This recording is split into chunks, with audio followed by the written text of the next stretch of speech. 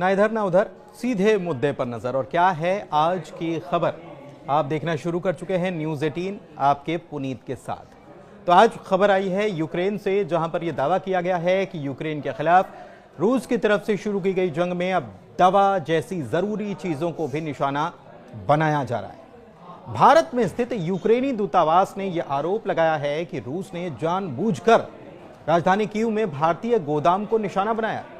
यूक्रेनी दूतावास ने कहा है कि आज रूस ने यूक्रेन में भारतीय कंपनी कुसुम के गोदाम पर मिसाइल से अटैक किया है। भारत के साथ खास दोस्ती का दावा करने वाला रूस जानबूझकर भारतीय कंपनियों पर हमला कर रहा है, यह भी कहा गया।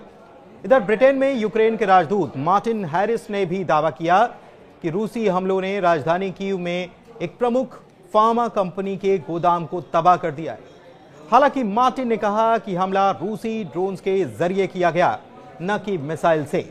उन्होंने सोशल मीडिया साइट एक्स पर पोस्ट भी किया और लिखा कि आज सुबह रूसी ड्रोन्स ने कीव में एक प्रमुख फार्मास्यूटिकल गोदाम को पूरी तरह से तबाह कर दिया, जिससे कि बुजुर्गों और बच्चों के लिए जरूरी दवाइयों का स्टॉक जलकर खाक हो गया।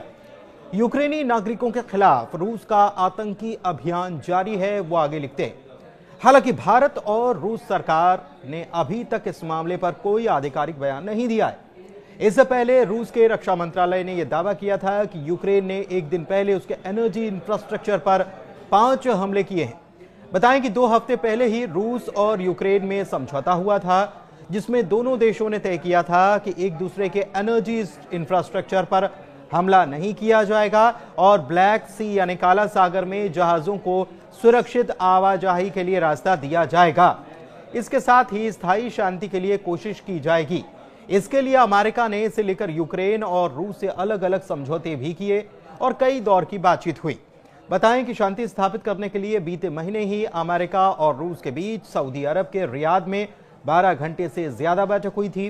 ट्रंप के शपथ ग्रहण के बाद से ही दोनों देशों में सीज फायर को लेकर कई बार बातचीत हो चुकी है। पिछले महीने दोनों देशों ने एक दूसरे के कैद में मौजूद सैनिकों की अदला बदली भी की थी। दोनों के बीच 175 कैदियों की अदला बदली हुई थी। इसके अलावा रूस ने गंभीर रूप से घायल 22 यूक्रेनी सैनिकों को भी रिहा किया था।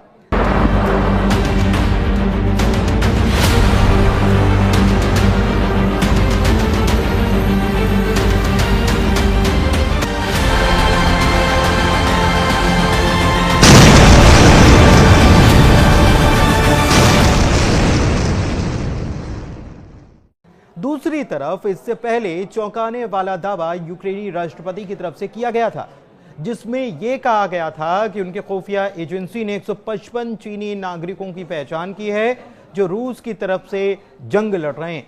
यह संख्या ज्यादा भी हो सकती है। उन्होंने कहा कि पहचान में आए सभी लोगों के नाम और पासपोर्ट की जानकारी उनके पास पहले से है।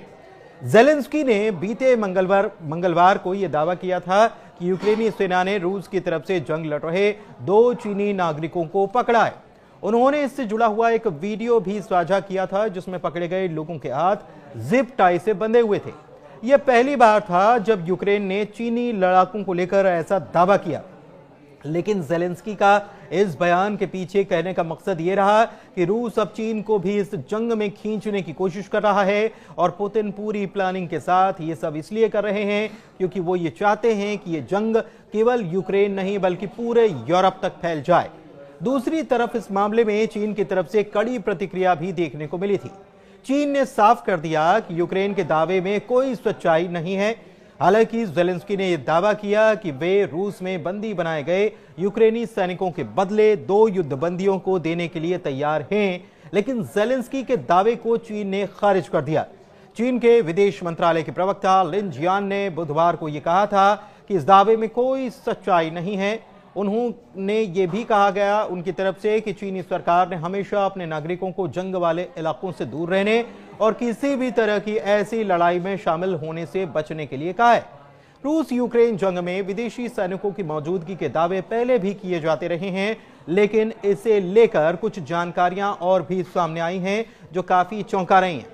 यूक्रेन के अखबार प्रावदा ने यूक्रेनी सेना का हवाला देते हुए बताया था कि चीनी नागरिकों को जंग लड़ने के लिए रूस की तरफ से बाकायदा पैसे दिए जा रहे हैं, लेकिन केवल यूक्रेन ही नहीं बल्कि रूस की तरफ से भी युद्ध के मैदान में किसी और देश के लोगों के होने के आरोप लगाए जाते रहे।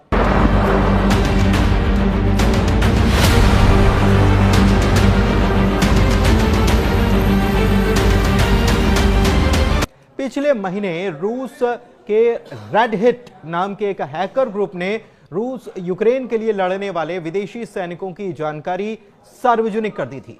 इसके मुताबिक रूस यूक्रेन जंग की शुरुआत से लेकर अब तक यूरोप के 36 देशों से किराए के सैनिक लड़ने के लिए पहुंचे।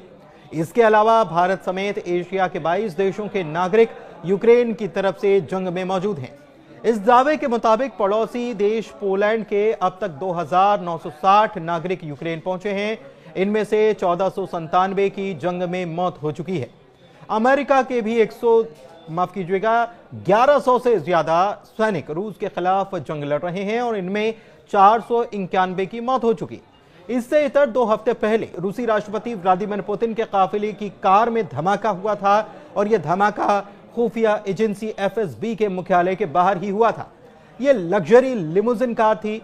रिपोर्ट्स के मुताबिक कार के इंजन में आग लग गई और फिर वो अंदर तक फैल गई थी।